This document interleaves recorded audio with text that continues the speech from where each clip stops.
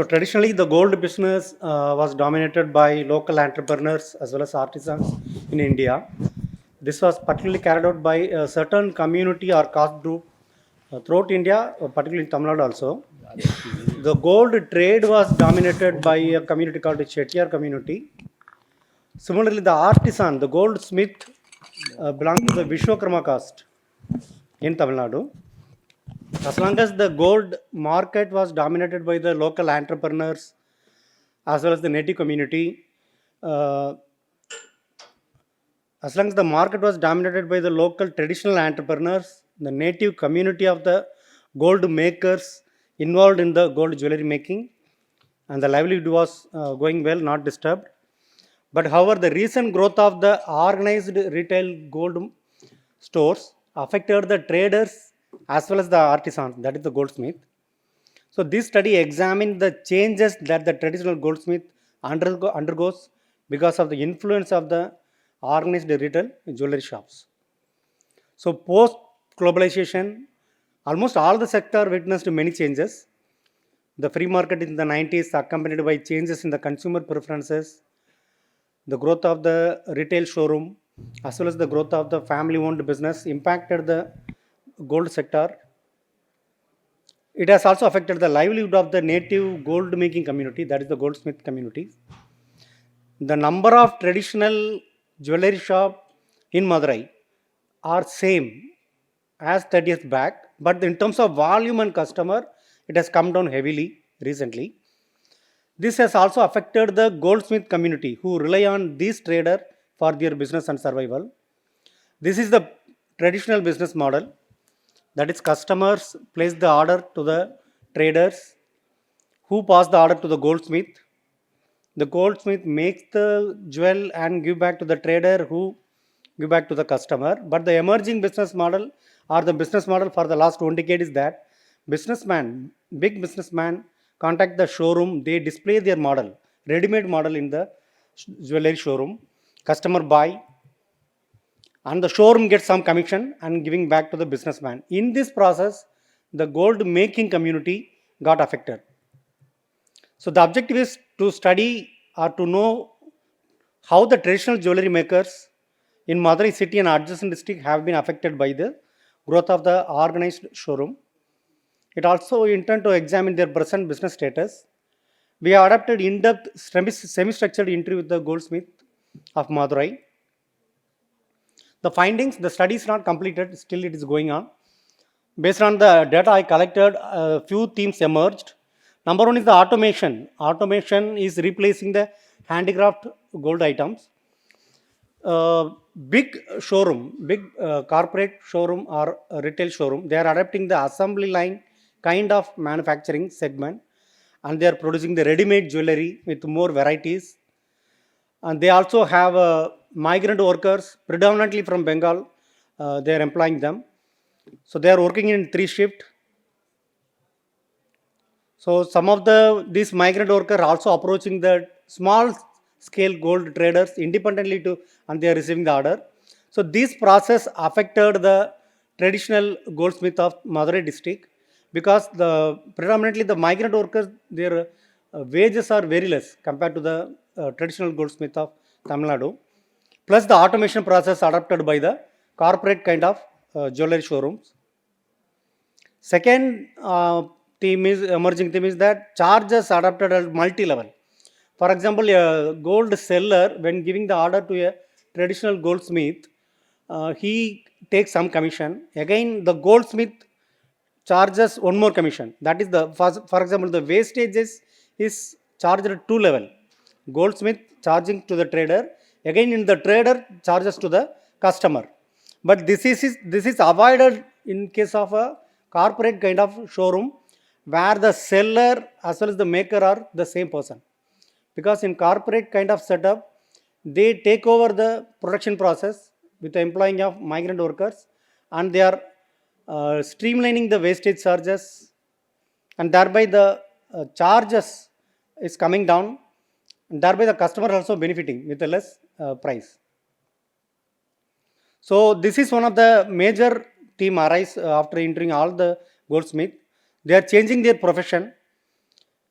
there is definitely a reduction in the volume of order they receive.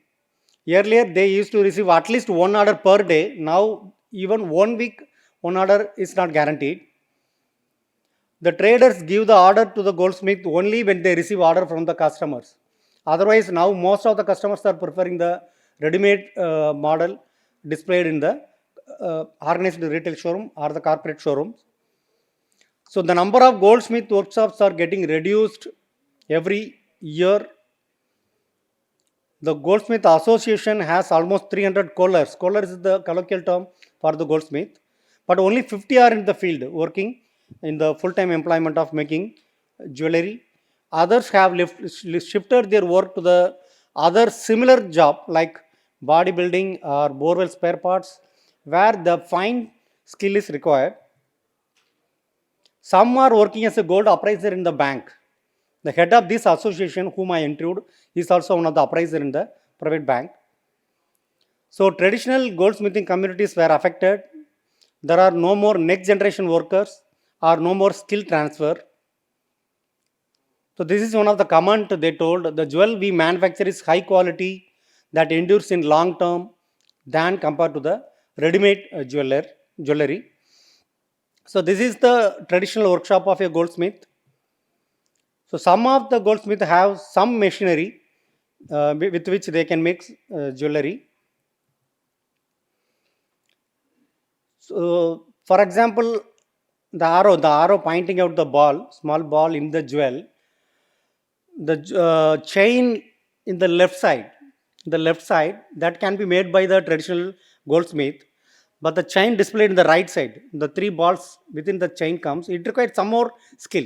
The traditional goldsmiths are finding difficult to do such a modern jewelry, which requires some skill updation or machinery. So this is one of the goldsmith. He is displaying his own work in an exhibition organized by the State Gold Council. So this is one of the goldsmith I interviewed. He received a Best Goldsmith Award from the State Gold Council. So this is the miniature he made in the exhibition. This made up of 20 gram silver. This is a movable cart.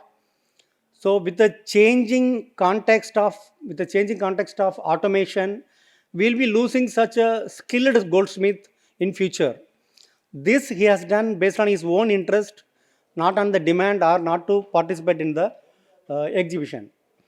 So in the process of automation or organized retail jewelry showroom growth, we'll be losing such skilled artisans.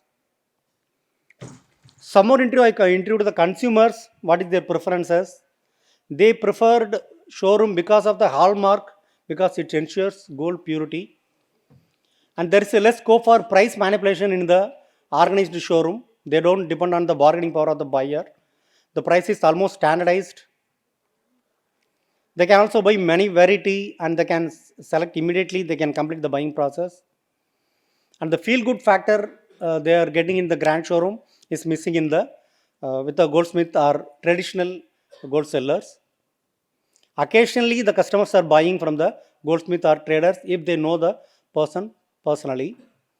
Though it's too early to conclude, these are the theme emerged from the interview I have done so far. It's not only the goldsmith they were affected, the gold seller also affected. In some of the places in Tamil Nadu, the gold showroom is run by the community, so one particular caste community, they involved in the selling of the gold. They also got affected, but they have choices like expanding the showroom, adapting a ready-made model, or employing the migrant worker, reducing the cost, and they can run the business.